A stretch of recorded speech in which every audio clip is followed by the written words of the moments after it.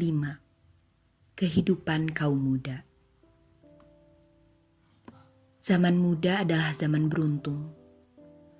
Sebab orang muda belum tahu bagaimana sukarnya penghidupan yang akan ditempuh. Dan memang mereka belum perlu tahu hal itu. Karena kalau segera mereka tahu, tentu pada waktu mudanya ia telah menjadi tukang menung. Dan kalau di waktu pemuda telah bermenung,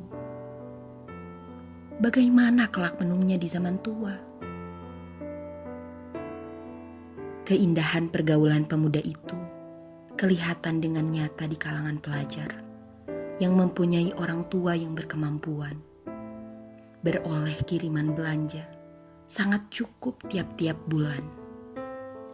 Kalau uang itu kurang, bisa dikirim pula surat meminta tambahannya. Si orang tua terpaksa mengirimkan berapa saja yang diminta oleh anak. Tidak ada bantahan, karena penuh kepercayaan bahwa kalau anak itu lulus sekolahnya, ia akan menolong kelak kepada ayah bundanya. Padahal menyerahkan anak ke sekolah kalau didasarkan kepada egoistis, yaitu bukan kemuslihatan anak, tetapi untuk kemuslihatan diri sendiri, supaya anak itu menolong di hari tuanya. Maka niat yang beginilah yang kerap kali tidak terkabul. Berapa banyaknya kita lihat dengan mata kepala sendiri, orang tua yang makan hati berulam jantung, diserahkannya anaknya ke sekolah supaya menolongnya. Padahal jangankan menolong tua dan keluarganya, sedang menolong dirinya sendiri, ia tidak sanggup. Banyak yang lepas dari sekolahnya, ia berhilang diri, terpisah dari orang tua, karena pikiran telah jauh berubah, telah terbatas oleh jurang yang sangat dalam. Ayah bunda masih tetap di timur, dan anak telah jauh ke barat. Berapa banyak kita lihat orang tua melepaskan anaknya, laksana melepas burung dari sangkar.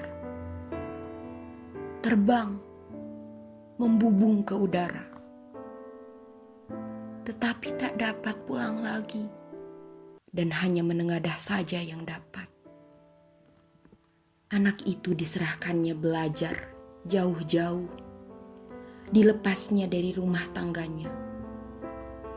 Tetapi hati anak itu tidak dikendalikannya dari rumah. Sebab itu, bila anak itu telah hilang dari rumah, putuslah pertaliannya dengan orang tuanya. Sofyan diserahkan ayahnya ke sekolah tinggi. Tetapi kendali hati Sofyan dipegangnya dari rumah. Sebab itu, tiap-tiap pelajaran yang dipelajarinya dan tiap langkah yang dilangkahinya terasa seperti ayahnya berdiri di belakangnya, melihat perbuatannya. Meskipun ia jauh dari mata ayahnya, bila ia berbuat suatu kebaikan, senantiasa dikaitkannya dengan ayahnya. Karena ayah, untuk ayah. Jika di kalangan pelajar itu dipergunakan hari muda untuk memenuhkan kepuasan dan kadang-kadang diizinkan pula oleh guru, Sofyan mengambil bagian dalam hal itu hanya sedikit saja.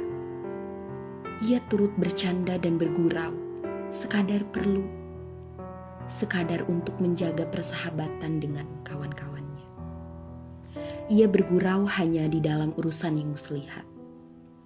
Misalnya, dalam perkumpulan olahraga, seperti kumpulan sepak bola, tenis, dan golf. Lain dari itu, masuk klub pelajar untuk mendekatkan hubungan dengan masyarakat. Karena ia tahu bahwa selepas dari sekolah, ia akan menceburkan dirinya ke dalam masyarakat. Bukan seperti persangkaan kebanyakan kaum terpelajar zaman yang sudah-sudah. Menyangka bahwa rakyat itu hanya golongan rendah dan golongan dungu. Tidak harus kaum terpelajar mencampurkan diri ke sana.